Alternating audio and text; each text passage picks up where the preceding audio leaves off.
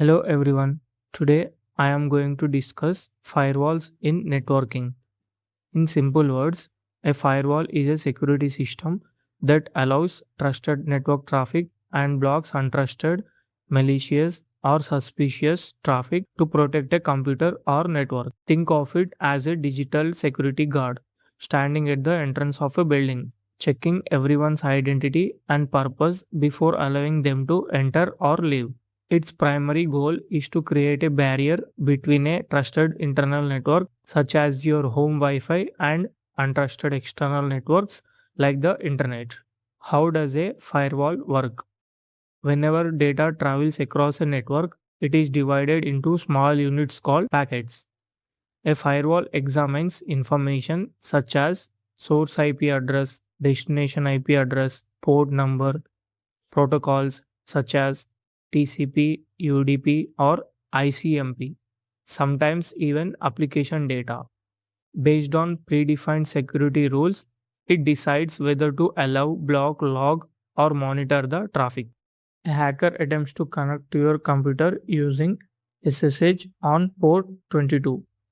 If your firewall is configured to block incoming SSH connections from the internet, it drops the request before it reaches your computer. Without a firewall, the hacker could repeatedly attempt password attacks to gain unauthorized access. A hardware firewall is a physical device placed between your network and the internet. For example, your Wi Fi router usually includes a built in firewall that protects every device connected to your network, including phones, laptops, smart TVs, and other devices. A software firewall is installed directly on an individual device. Examples include Windows Defender Firewall and UFW, that means uncomplicated firewall on Linux. Let's discuss real attack scenario. Think of a firewall as a security guard standing at the entrance of a private building. Without a firewall, it's like open house. Imagine your computer is a house where every door and window is unlocked. You have a backdoor called port 3389 remote desktop protocol that is open to the entire internet. An attacker walks down the street trying every door they find. When they discover your open door, they spend hours trying different passwords until one eventually works. Once they get in, they have complete access to your house. With a firewall, it is like lock gate. Now imagine you build a tall fence with a locked gate around your house. You instruct the security guard, only allow people coming from my office's IP address. Now when the same attacker arrives, the guard stops them at the gate. The attacker never even reaches your door or gets a chance to try any passwords because they are not on the allowed list.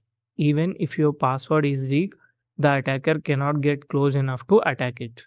In simple terms, without a firewall, you are relying only on your password to keep attackers out.